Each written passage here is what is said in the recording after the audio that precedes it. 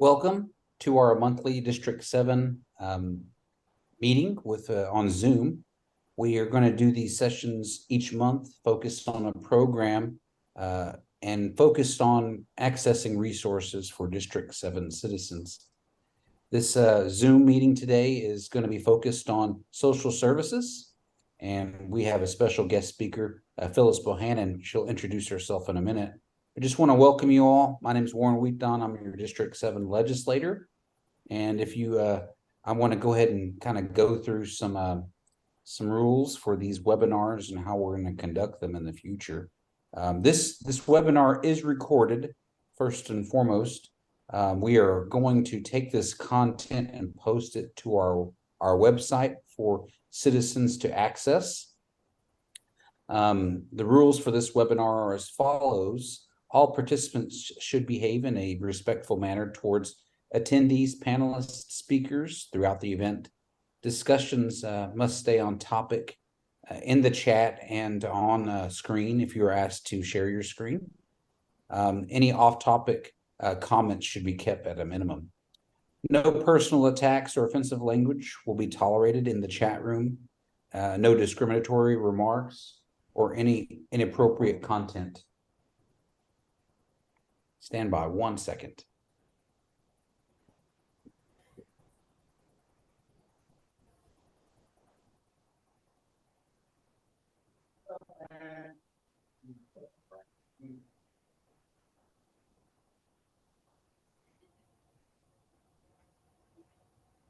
Do want to reintegrate that. Keep the background noise on this webinar should be kept at a minimum. If you're using audio, please make sure to set an appropriate level on your microphone when it's muted. If you have a question, please use the chat function or the Q&A section at the bottom of this webinar screen, and we're going to go ahead and admit people as we see fit, and kind of just have people enter the chat room. You can use the Q&A function at the bottom if you just use your cursor. Ask your question, and one of our team members will answer your question or focus or get you to the correct information for contact. Questions should be relevant to the topic. We already discussed that. Any private conversations on the webinar should be kept at a minimum, as they can be distracting to attendees and citizens who are listening in online. Follow any instructions given by the facilitators and speakers to ensure that the webinar runs smoothly.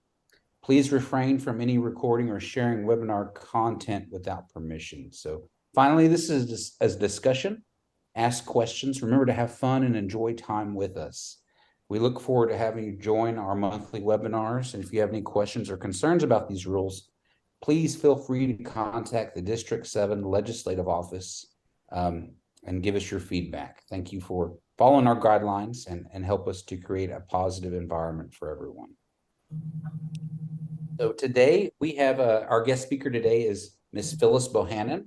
She is from the Kiowa Tribe Department of Social Services. Phyllis, how are you doing today? Hi, Warren. I'm doing good. Thank you. Great. Well, thank you for making the time. Thank you for making the time for our District 7 citizens. And we'll just kind of go ahead and get right started. Would you mind giving us an introduction and a little bit of background about yourself, perhaps family background, where you're from, and how long you've been with social services? Okay. So again, my name is Phyllis Bohanan. I am from my parents were Jack and Lavina Poolaw. My grandparents on my maternal side were Charlie Ankew and Francis Bigbow.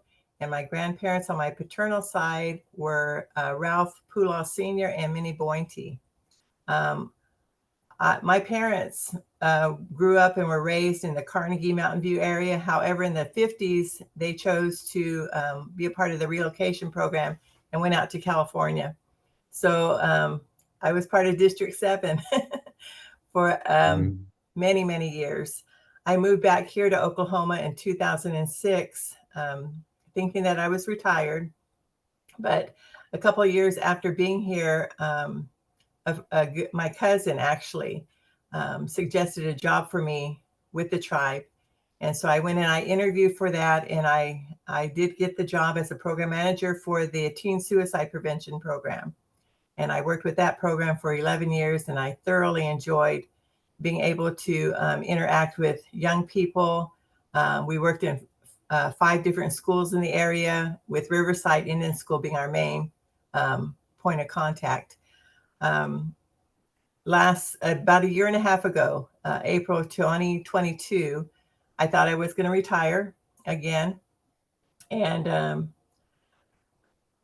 a good friend of mine, a position opened up here in social services, and she wanted me to come over and assist them with reorganization, getting it back on track where it was running, really efficiently. And so I went ahead and I came on board with social services as the administrative assistant. And then at the beginning of this year, January 2023, she left the position as the director, and I was asked to come in as the interim director, which I've been filling that position. I really feel good about this job, just being able to serve our people. And it's funny because that's exactly what my grandfather always instilled in us. Whenever you have some success in your life, he said, give back. And he'd always say, give back to your people, goigu. And so I feel like this is an opportunity for me to be able to be here in this department now for the last year. And I really feel like we're doing some good things for the Kiowa people. Thank you for sharing your a little bit of your background and how long you've been with the program. We appreciate it. Just making the time, and we realize that a lot of our tribal services. You mentioned it. Purpose of this webinar today is to really focus in on how we help our District 7 citizens access those services, and I think that's very important because a lot of the times we just don't have access to it with the communities that we live in. So as a director of social services for the Kiowa tribe, how do you plan on connecting and making sure community members stay connected and are able to access services through your department? We've really utilized our KiowaTribe.org website, where we place a lot of our information. A lot of our applications are accessible there. We try to do what we're doing today, going out to the different districts. This is my 3rd district. I've been with District 4, District 6, and now with District 7. I also was invited to talk on the Kiowa radio talk show a couple of months back. And you're reaching people when you're getting more and more applications, when more and more calls are coming in. And so those are some of the ways that we felt that we could make sure that people knew what our services were all about. And then we've also, again, tried to make sure that we have a system here with our computer system, our telephones that are working in the proper way, and that when we answer these phone calls, that we're giving as much information as we can to our constituents. If we may have some people who are not the friendliest or the nicest, but I still make sure that our staff know that we're here to serve. And so whatever we can do and how we can handle those situations, we're going to do it to the best of our ability. So we're just tapping into a lot of different areas. We try to work with the other tribes as well, just getting out our information. And so there are other opportunities, especially like local events that we can be more a part of, and just make people aware of who we are and what we have to offer. Well, thank you, Phyllis. I know you have a PowerPoint presentation to share with our citizens. Okay. Well, I think a lot of questions could be answered through just simply going through your PowerPoint presentation for us. So I'll go ahead and turn it over to you if you'd like to go through that and share that with our District 7 citizens. Okay, thank you.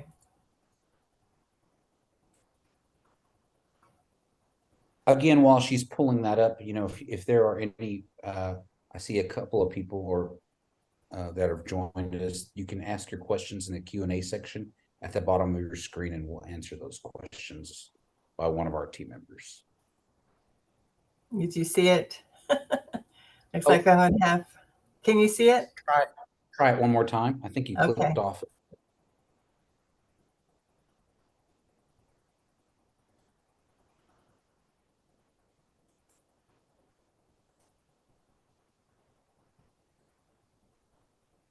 Are we up? Go to your PowerPoint at the bottom. Click on Right. PowerPoint. There we go. And then click on that screen, that projector screen, the bottom right corner. You see? Okay. Yeah. Can you see it? Yep, we can see it now. Okay. So our social services department, what is our purpose of the program?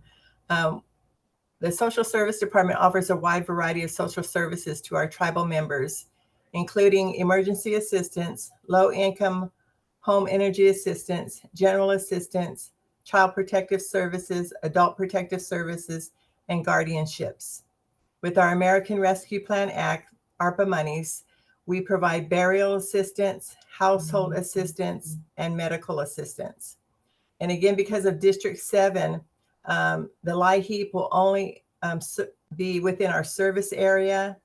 And then general assistance, again, will only be within a certain service area. So those are services that we really can't provide to those that live in District 7. But I know that within the District 7, there are those programs that are under programs such as DHS. So that's where you can access that service for those who live outside of our area here. So again, I am the social services director, the intern. I have 7 people who work with me. Lana Palmer handles our CPS worker guardianships. Kim Tilley is our main person who handles our emergency assistance applications. Mariah Beaver handles our burial assistance. Jalissa Bointy is our one of our receptionists. Gloria Tate handles our household assistants, and Sunshine Ahady is also one of our receptionists. So the emergency assistance, this is available to all Kiowa tribal members 18 years and older. Our funding year runs from July 1st to June 30th. This program will pay $250 towards a utility bill, rent, mortgage bill, car payment, car repair, a medical bill, or a household appliance. Again, I know with your tribal members living in District 7, a lot of times I started to think, should I share that we do have this adult protective services? I think so, because a lot of times you may live out of the state or in another district, but yet you still have relatives that live here, maybe grandparents, maybe your parents. And so one of the things that we do offer is making sure our adult, especially our elders, are taken care of in the proper way. So a lot of times we'll get calls regarding some of these constituents, and we'll go out and we'll make sure that they're having proper food and shelter, and that they're not being abused in any way. And so, and this also includes our adults who have severe disabilities. So again, if you have a relative that still is remaining in this area, this is one of the services we provide, and will help those individuals to either you gain guardianship over them or we take guardianship over them. Again, this applies to child protective services. Many of our children in this area live in homes where they're not being taken care of properly.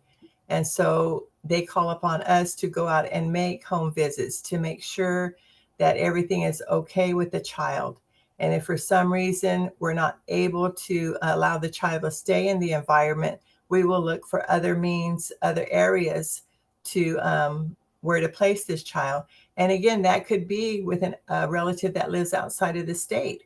We'll try to make contact with as many relatives that are within the immediate family to make sure that these children are placed with family members rather than going into the public foster homes. We are in the process of getting our emergency use shelter established here in Carnegie. We've done major renovations on it, and we're just waiting to hire staff to come in and be a part of the shelter. Again, we feel like it's vital that these children are placed either among, if not their own families, then among their Kiowa people, somewhere in close proximity to where they're going to continue to get support and still be connected to their cultural ways. So under the American Rescue Plan Act funds, we assist with burial. This is probably one of our bigger ones that we are providing financial assistance through. This program was, again, designed to alleviate the financial hardships when it comes to having to go through the process of setting up arrangements for your family members for burial.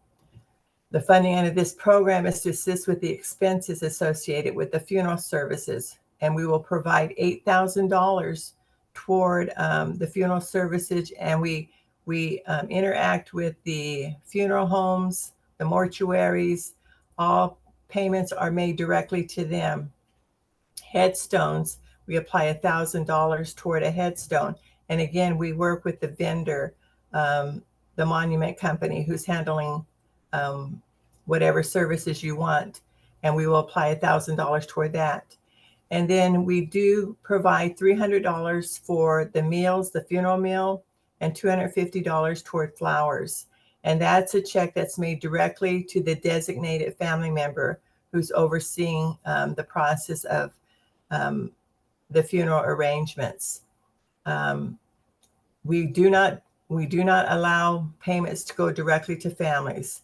So we really encourage that if you are planning your funeral, and if you're working with a funeral home, any expenses you make to them directly from your either insurance or funding, we will not cover.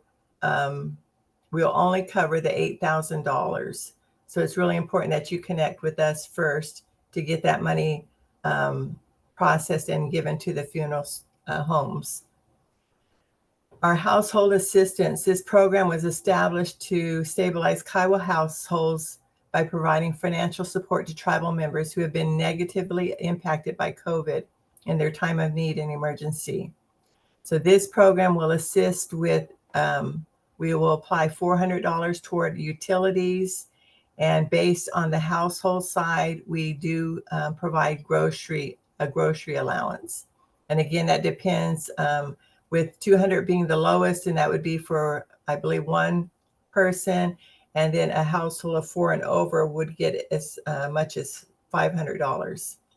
But with this program, because again, it is COVID monies that have been given to our program, we must have a positive COVID result for the household to be eligible for this assistance.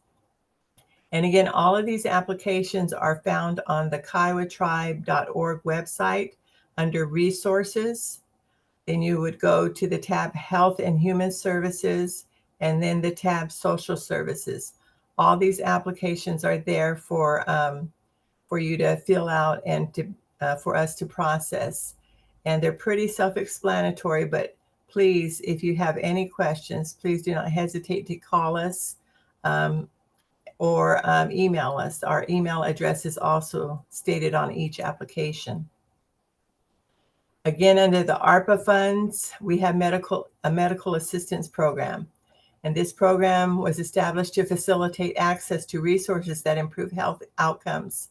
This program furnishes funds to assist tribal members with medical and dental expenses when all other resources have been exhausted. There is required documentation for the medical assistance, such as a medical bill, a dental bill. And again, you must prove that you have had positive COVID test within the last 6 months of your application. With dental assistance, again, this is for only routine visits or minor procedures. We won't do anything, we won't pay for any dentures, implants, or any cosmetic. For the glasses, we will pay for one pair of glasses up to $250. And then the office visits or hospital visits, when you have to, a lot of times our members here go to IHS. If the IHS refers them out to another facility, we will help with expenses toward that. But again, you must first use either your IHS facility, your own insurance, and then once you've exhausted those two areas, then we can step in with the medical assistance through the ARPA program. But again, you must have had a positive COVID result within the last 6 months of your request. Again, like I explained earlier, we do LIHEAP here in this area. We service, I believe, 7 counties in our area, but this is a program that's also available to those that live in other areas outside of this area. But you would do that through your local DHS programs. And this is really a good program. We've really tried to focus this on our elders that live here. And so I know we have a lot of elders that live outside of the state. And so this might be a program that you could look into from whatever area you live. General assistance is for anyone who is 18 years and older who's looking for a job, who has applied for VA benefits, SSI, or disability benefits. And again, we do have a service area that we serve here, but this again is also available in other counties in other states. So it might be something that you would look into in your area. So that's kind of an overview of what we do here at social services. If we have any questions or comments, I'd be happy to answer those. Okay. Thank you again, Phyllis. So, could you walk us through, how to, I guess, is there a process that has worked well for tribal members when it comes to burial assistance? I know there's a lot of tribal citizens that don't know where to start. Okay. Like, kind of give us a walkthrough, because I know it's been kind of a daunting task. What do they need to start to get that process started, I guess? I would start by going to the KiowaTribe.org website. Again, under resources, human health resources, and then social services, the burial application is located there. Get a copy of that burial application and take it to the funeral home that you are going to be utilizing. A lot of times when it's out of state, the funeral homes aren't, that receptive, or aren't sure that we're going to come through with that $8,000. So I've had many of them call me, and they'll ask for a confirmation letter, which I am more than happy to provide for them. And then I do explain to the funeral home, the representative, exactly what we're going to cover within that, the burial assistance. And I give them the process of, once I get that application along with the death certificate, then I begin the process of that application, and I can usually have a check back out to them within 5 to 7 days. And so that's usually what they want, is that reassurance that they're going to get, their monies. And so I have no problem with talking with representatives from funeral homes, because I know this is a trying time and I want to make it as easy as possible. But the beginning would be with that application, taking it in with you and getting that taken care of. The most important documents, again, are the CDIB. We have to have that, and the death certificate. The funeral home is the one who usually provides that, but that CDIB, again, that's where we kind of have a holdup a lot of times, when they don't have that information available to us, because we can't start the process until we actually see that they are actually enrolled. Now, the social services program, I want to touch on this because we always get this question in our District 7 office. Mm-hmm. Does social services help with emergency, like hotel assistance? At one time we did, Warren, but unfortunately it became abused, and we had people that would go and stay and unfortunately either cause damage or do things that they weren't supposed to do, and then we would get overcharged for that. And it got to the point where we just didn't really know if you really needed a hotel or not. So it was something that we had to remove because, again, we were seeing abuse on it. But in times of like when there's tornadoes, we saw that with Tulsa, what happened with you guys for 2 weeks without power. We evaluate each situation, and it's at our discretion to help out because, again, we know there's situations where the tribal member does need assistance, and we will look into that, and we will make our decision based on the situation itself. Just for transparency purposes, where does the Department of Social Services receive their funding? Is there a certain funding agency they receive their funds from, or Again, all tribally? it's a federal grant, and we receive our funding through the BIA, Bureau of Indian Affairs. And so, but the emergency assistance is received directly from the tribe. It's within the tribal budget. And so they give us that allocation each year. Like I said, our fiscal year runs from July 1st to June 30th. So anytime during that time, you get to utilize that 250 once. And then, of course, we had a lot of our constituents who waited until June, and they did it. And then July came around and they did it again, which is fine. That's fine because they stayed within that 1 year period. But that is all tribal monies, the emergency assistance. And like I said, the burial, the household, and medical, that was through the ARPA monies, the American Rescue Plan Act. And so we've been very fortunate to have that monies available. Has there been any talk of increasing the social services assistance or emergency assistance amount? There has been. And that's one of the things that when we do meet with the executive branch, I really just try to explain to them what I'm seeing as far as like utility bills with our elders, especially when they're on limited income. And now with the high cost of gas and food and now utilities, I mean, it just really, it hurts them, and I really feel like we do need to raise that amount. This is actually, Warren, the first year that I've seen being here where we're actually, I think, helping more people than we had, I know, than last year. And I think it's because of what we're seeing with the cost of living rising so much. So I think it's something they're going to have to consider.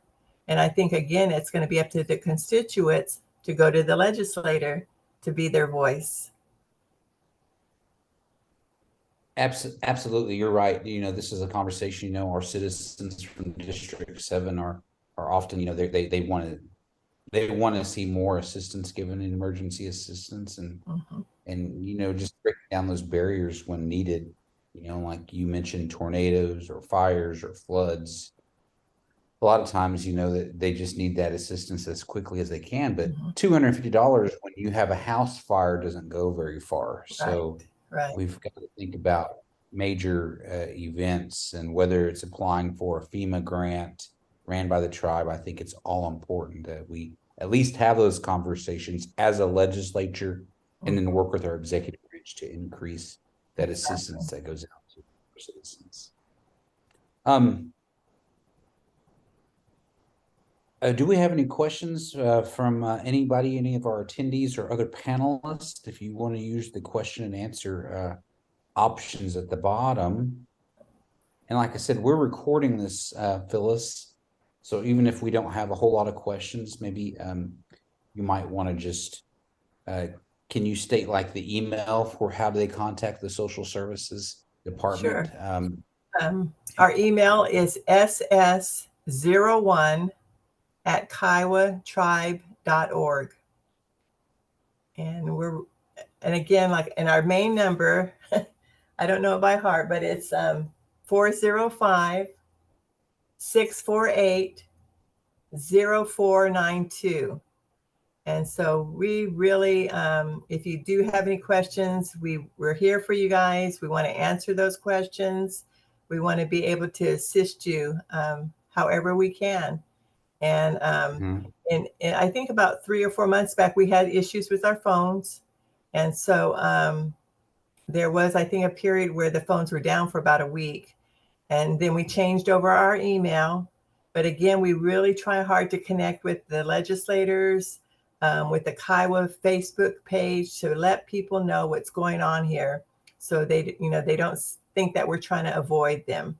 We do our very best to make sure if we don't get your call right off, we will return the voicemail. So please do not forget to do a voicemail, because we will get back to you. And I want to let our District 7 citizens know as well, we do have an outreach coordinator, Manila Whitehorse. She works in our District 7 office in Norman, but she actually works for the executive branch, and she's the outreach coordinator, which is kind of a facilitator of this process, and I know she works closely with you, Phyllis, and your department on when citizens have emergencies. They can go to her and she can help submit that or help them direct them to where they need to go to access different resources within the tribe. And so that's the purpose of her position there.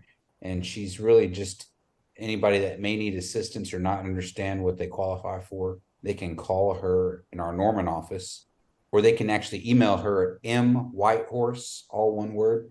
That's MWHITEHORSE @kiowatribe.org. You can send her an email, or you can call her on the office phone at 405.